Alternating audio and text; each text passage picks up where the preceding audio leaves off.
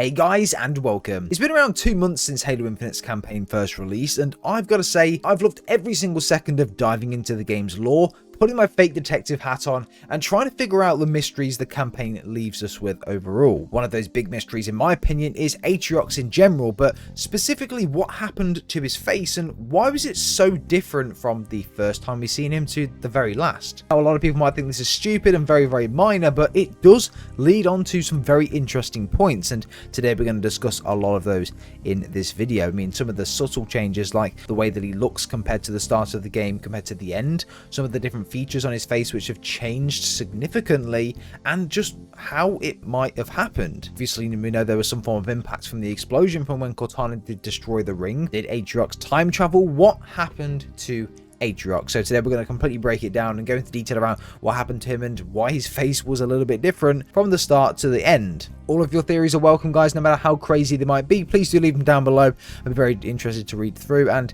again, whilst we're waiting for DLC, it's always good to speculate and create theories and see exactly what the community do think. So guys, yeah, leave all your stuff down below. But if you do go on to enjoy today's video, it'd be very much appreciated if you can consider leaving a like and subscribing if you're brand new to the channel as well, for brand new content coming pretty much every single day. And if you do enjoy the content and want to be notified when a video does go live, make sure you ring that notification bell just above the like button to be notified when it does go live. But without further ado, let's get straight into it. One of the first questions that I had at the end of the Halo Infinite campaign when I first saw the legendary cutscene was the way that he looked. Obviously, it wasn't that Atriox is alive, it was that, damn, he looks really different. If we do a side-by-side comparison of the two, you can clearly see that the hair's different for one, there's no face paint anymore, and he has slightly more scarring on the left side of his face, and the right side if you're looking at it from our angle. Now, I've done videos in the past going into details of how Atriox might have survived and some of the theories around the community do have around what potentially happened to the ring, how Cortana destroyed it, etc. But that still doesn't really explain why his face is different. Now, there are a lot of theories around this, and to be honest, before we go on to the proper ones, there are some stupid ones that I just want to get out of the way first. Number 1, he had a shower and washed it off. Number 2, it rained. Number 3, he didn't feel like putting it on in the morning. And number 4, his daughter plaited his hair before he left the house. Are you happy now, people? Well, let's actually move on to what could have happened and some of the proper theories that people do have as to what happened to Atriox. Now, you've got to take into account when we do this breakdown that the first cutscene in the game is pre-rendered and is not in-engine, whereas the last cutscene is in-engine and it is pre-rendered as well, but you can definitely tell there is a big difference between the two, so do take that into account when we are comparing these two. They will look slightly different, but overall it paints the pictures of the differences that we'll see in-game. So, on the left you'll see Atriox at the very start of the game, and on the right you'll see him on the legendary ending. On the left you'll see that he has a black beard and facial hair with a white stripe going through his beard. Face paint of a skull, which he's had from Halo Wars 2, and his hair almost braided back at the top. And if you also do notice as well that his left eye does not look red in the slightest, it looks completely normal, and the left side of his face does not really look too scarred compared to what the right side does. So it looks as on the right his lip has been burnt slightly, which means that it's sort of worn away the skin there, and there's not any detail of that happening on the left picture. So yeah, that's what he looks like from Halo Wars 2 going into Halo Infinite. Now going on to the right side, Atriox's hair is now all black, there's no white stripe there at all. It's plaited near his beard now rather than it being sort of loose from the left side. He now has some metal things coming out of his head. Maybe it's very similar to what we can see on the left, but again, this is in-engine pre-rendered, so it may look slightly different, so maybe it was just portrayed differently in this particular render. His left eye is of course red, almost like it was a result of an impact to an explosion, like when Cortana destroyed the ring, and he has significantly more scarring on that side of his face as well, not to mention that his lip is missing a lot of skin, which could be due to burns or the explosion. It's also obvious that the explosion only impacted the left-hand side of his face, indicating that he was facing that side when the explosion went off, of course, but this must have been some form of a flash impact, meaning that this was the only part of him that had seen the impact. So as soon as that explosion impacted that very small part of his face, so the left side, something happened and he was gone, rather teleported, shielded there and then, or teleported to another part of the ring. Very, very interesting to think about. There's also a theory floating around that he actually looks a bit younger on the right hand side, where the picture towards the end of the game, but deciphering this, I don't think that is the case. Again, there is a lot of indication that this is Atriox after the explosion. Again, the scarring on his face, the skin missing from his lip, the red eye as a result of the impact. There could be other bodily impact as well that we haven't seen from this cutscene. But now let's get on to some theories around how he may have survived. Well, of course, within the Harbinger boss fight at the end of the game, she's attempting to connect to somewhere on the ring with the use of the transmitters around her within the silent auditorium. Now, a really important piece of information that I picked up during the boss fight was the weapon mentioning that the connection she was picking up from the Harbinger was in fact sentient, which sentient, if you look at the meaning on Google, it basically means living, and it was searching for something. For me, this could be a series of things, but the more logical explanations for this would be, of course, number 1, the Endless's Silexes, one of the 10 proto-grave mines which are still stored on the Zeta Halo ring somewhere in confinement, or, of course, Atriox. And then one more really outlandish theory: there are still remnants of Mendicant bias based on Zeta Halo. Of course, the majority of Mendicant bias is, of course, buried within the arc, within what we've seen in Halo 3, but there are still remnants of Mendicant bias across Zeta Halo. Again, potentially was part of him. We don't really know at this point. Again, very, very outlandish theory, but at this point we really don't know. But after this, though, it switches to the final transmitter and it finds something. The weapon can't detect that, but something was found at the time. Again, at this stage, I presume this was the location of where the Endless are, which is then transmitted over to Atriox for him to free the Endless. Of course, this is what we all think at the moment. This is the theory that's going round, but this may not actually be what happened. And again, let me explain that. Of course, there were 3 transmitting towers within the silent auditorium, and each one was connecting to a different portion of the ring or performing a different action to one another. The first one was the Harbinger trying to open a connection from there, the silent auditorium, and somewhere else on the ring. Again, I presume this would be rather the location of the Endless. It could even be the location of Atriox, or it could be one of the 10 proto-grave mines on the ring, or again, something completely different that we don't know. But anyway, onto the second one. She then establishes a connection, but the weapon finds that the connection is sentient. The Latin term for sentient is feeling.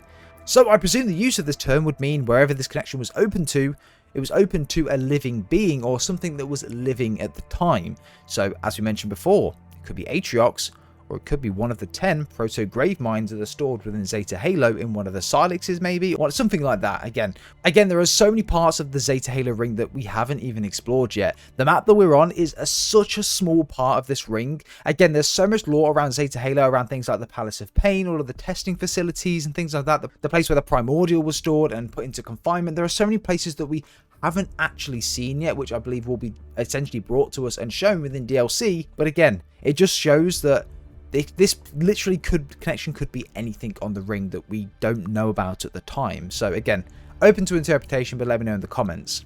The weapon then goes on to say after that, wait, there's something else here. Something's helping me. Again, for me, I think this may be offensive bias, as, again, he would only be deployed in the event of the Endless being freed. And, of course, we've seen this at the end of the Legendary Ending, where the Grand Edict mentions that offensive bias has been deployed. And, again, in the event of the Endless being freed or attempting to be freed to help them remain in confinement. So, potentially something was helping the weapon, and that would be offensive bias. But, again, let me know in the comments down below.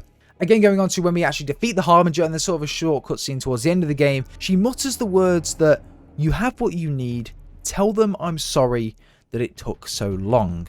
Now, of course, we all presume that this is she speaking to Atriox at the time. And, of course, the thing that he needed was the key that he used in the Legendary Ending and the location the Endless was stored. However, could she be speaking to one of the proto-grave mines on the ring? Because straight after this, the weapon tries to establish a connection and intercept her signal. But it's old. Like, really old. And surely if it was Atriox, maybe we'd be able to find out, where he is or who it is. If it's really old, maybe she wasn't talking to Atriox. Another thing to take into account as well, which is really interesting, and I actually thought this was writing the script, so again, this is literally a last minute thought for me, but it makes real sense here in this sort of trying to put this theory together. The Harbinger was working with the Banished throughout the entire game. Why did she not tell Escharum that Atriox was alive if she knew about it? And if she did know, Why would Atriox want the Banished to think that he's dead? The army that he's worked so hard to form, it doesn't really make sense to me. So I don't actually think that she was speaking to Atriox at the end of the game. I think it might have been one of the proto Gravemind or something that we've not been introduced to yet. We've got to remember that at the start of the Halo Infinite campaign, it was actually Escharum that released the Harbinger, not Atriox. And again, we found this out at the very start of the game from an audio log which was found throughout the campaign, basically stating that Lucas Browning was captured by the Banished in order to open the Silex with the Harbinger in. And again, it mentions Escharum in there. Escharum standing around with his army of the Banished there. Atriox wasn't mentioned at all. So it goes on to show that the Harbinger was released after Atriox had essentially been killed by the blast of the Halo ring. So maybe they didn't know that he was still alive and the Harbinger never actually met Atriox. Take that one in for a thought.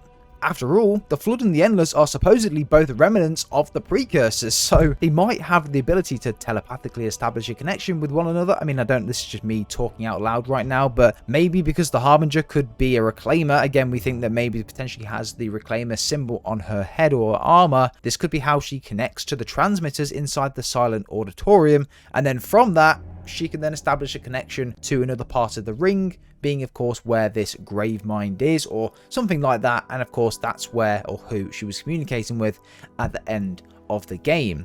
Or even it could be another boss that was in a separate Silex, similar to what the Harbinger was. Of course the Harbinger was in a separate Silex, what the Endless was. Potentially there's going to be another big boss, which I presume there will be, from the Endless, which the Harbinger was communicating with, and this new boss was released from the Silex by the Harbinger from the Silent Auditorium. Again, these are theories, but I think that's a better explanation in theory, rather than her just talking to Atriox, because I don't actually think that that was the case. Crazy theory time. What if Atriox already had the key and stumbled across the location of the Endless and accidentally unleashed a faction he doesn't know anything about? Not once in the campaign does Atriox mention the Endless. He only says that he wants to find out the secrets of the ring and will find them out. Doesn't specifically mention or state that he knows what these secrets are. What if throughout the process, the Harbinger was establishing a connection with the Proto Gravemind, releasing it from its Silex, or again, as I mentioned previously, another leader of the Endless, and her saying, you have what you need, which is being of course released from the Silex at the location of the Endless. Tell the Endless sorry that it took so long to release them. Crazy theory, I know, but of course, let me know what you think in the comments down below. But of course, now that we have the backstory and we've broken down the legendary ending where we're reintroduced with Atriox, what actually happened to him and how did he survive the destruction of the Silent Auditorium? Well, this is obviously a mystery to us at the time, but well, I do actually have a theory that makes a lot of sense, and it starts from the point where Cortana destroys the Zeta Halo ring. We see throughout the story that Despondent Pyre was worried about Cortana and again perplexed as to how she knows anything at all around the Endless. Atriox didn't want to harm the ring and wanted to essentially take over it. Cortana's end goal was to destroy and prevent the Banished from taking over it. What if Despondent Pyre saved Atriox and placed him into some form of shield to save him from the blast to help her rebuild the ring at the time, or to prevent the Endless from escaping? The job of a monitor on the installation is that they don't want their Halo rings to be destroyed or for the Flood to have any chance of escaping or getting out. They're essentially the protectors or the guardians of those rings, meaning that any threat to them being destroyed, like we see in the campaign and the fight against Adjustant Resolution many times, he thinks that we're the bad ones trying to prevent the ring from being rebuilt. Of course, that's the reason why he's fighting it back against us, and the reason why he's not fighting against the Harbinger, because he initially thinks that she's trying to rebuild the ring. But then of course, once he finds out that she's trying to release the Endless, that's when he starts to apologize to us and of course give us all the information around the Endless and why of course they can't be freed. What if Despondent Pyre recognized that Atriox was trying to take over the ring from Cortana, and she knew that Cortana was a threat to the ring and the Endless's containment? So maybe once the ring exploded, Despondent Pyre saved Atriox from the blast and teleported him somewhere else in the ring that isn't populated by the Banished just yet. And of course, this is the reason why the Banished think that Atriox is dead. He was teleported to another part of the ring by Despondent Pyre, and they don't know where he is. At this point, Escharum then frees the Harbinger and Despondent Pyre then leaves Atriox in order to try and contain her again, but of course she ends up dismantling her and taking the key to begin the reformation of the Halo ring, and of course to try and free the Endless. What if within this time, whilst exploring this new part of the ring, Atriox comes across multiple structures and locations in which he explores, and comes across one which contains the key to the containment chamber. He takes it and spends his time searching for the containment facilities across the Halo ring, and then stumbles across the facility which contains the Endless. He finds out that the key that he's found opens all of the doors and just begins to investigate. Atriox has always been intrigued throughout the campaign about the ring's secrets, and he's not exactly afraid of anything, so what if he just thought, fuck it, let's have a look around. And as he gets further and further into the facility, the doors begin to open, and bosh, he comes to the end of the pathway, puts the key into the dock, and there are the Endless in their Silexes. Atriox, not having a fucking clue what he's done, basically brought the end to the universe. But of course, within these Silexes, I don't think that they're going to be released just yet. Again, you need a Reclaimer or some form of human or Forerunner to be able to open and activate these Silexes. So at the time, I don't actually think that they can be released straight away. Obviously, Atriox can't release them because he's not a Reclaimer or a Forerunner. So maybe whoever Despondent Pyre was speaking to at the end of the game is the thing that can go ahead and release the Endless. Again, we don't know what that is. I think it potentially is another leader of the Endless. I don't think it is Atriox, and I don't think it is a Proto Gravemind.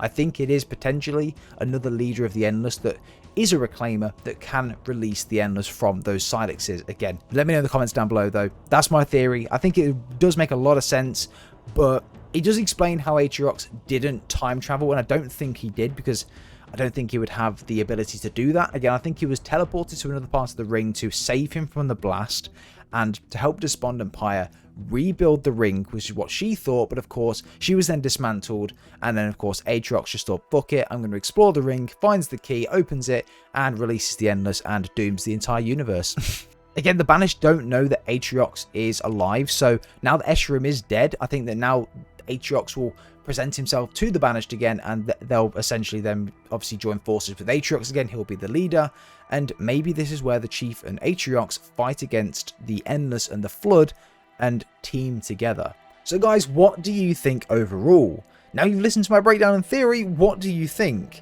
I'm very excited to see what 343 come up with in Halo Infinite's DLC, and to understand how Atriox survived and only had that small scar on the side of his face after a huge explosion which wipes out a massive portion of the ring. If you guys did enjoy today's video, a like would be very much appreciated, and do subscribe for more content coming each and every single day. Guys, have a good rest of your day, take care, and I'll speak to you all very soon.